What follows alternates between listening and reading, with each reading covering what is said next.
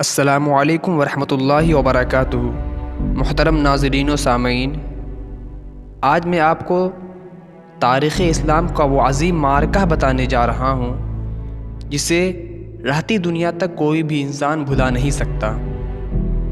سن 2 ہجری 17 رمضان المبارک مقام بدر میں تاریخ اسلام کا وہ عظیم الشان یادگار دن ہے جب اسلام اور کفر کے درمیان پہلی فیصلہ کن جنگ لڑی گئی، جس میں کفار قریش کی طاقت کا گھمنڈ خاک میں ملنے کے ساتھ اللہ رب العزت کے 313 بھرنام لیواؤں کو وہ ابدی طاقت اور رشک زمانہ غلبہ نصیب ہوا جس پر آج تک مسلمان فخر کا اظہار کرتے ہیں۔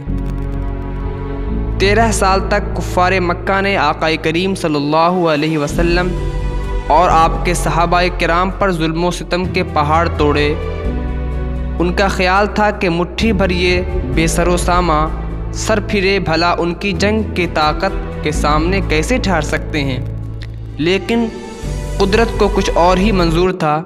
اللہ کی خاص فتح و نصرت سے 313 مسلمانوں نے اپنے سے 3 گنا بڑے لاؤ لشکر کو اس کی مقام تر مادی اور معنوی طاقت کے ساتھ خاک چاٹنے پر مجبور کر دیا۔ دعائے آقا کریم صلی اللہ علیہ وسلم اور جذبہ ایمانی سے 70 جنگجو واصل جہنم ہوئے۔ 14 صحابہ کرام نے داد شجاعت کی تاریخ رقم کر کے شہادت پائی۔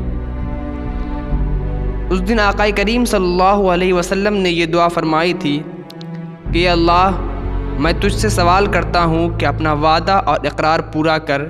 یا اللہ، اگر تیری مرضی یہی ہے کہ کافر غلبہ ہو تو پھر زمین میں تیری عبادت کرنے والا کوئی نہیں رہے گا۔ مقام بدر میں لڑی جانے والی اس فیصلہ کن جنگ نے یہ ثابت کیا کہ مسلمان نہ صرف ایک قوم بلکہ مضبوط اور طاقتور فوج رکھنے کے ساتھ بہترین نیزہ باز، گھڑ سوار اور دشمن کے وار کو ناکام کرنے کی بھرپور صلاحیت رکھتے ہیں۔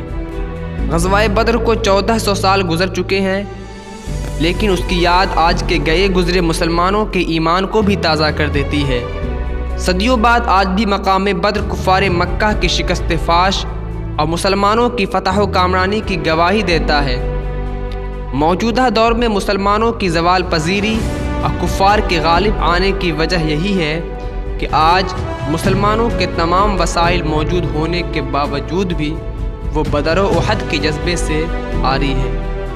شاعر کہتا ہے، ہتھیار ہے، اوزار ہے، افواج ہے، لیکن وہ 313 کا لشکر نہیں ملتا۔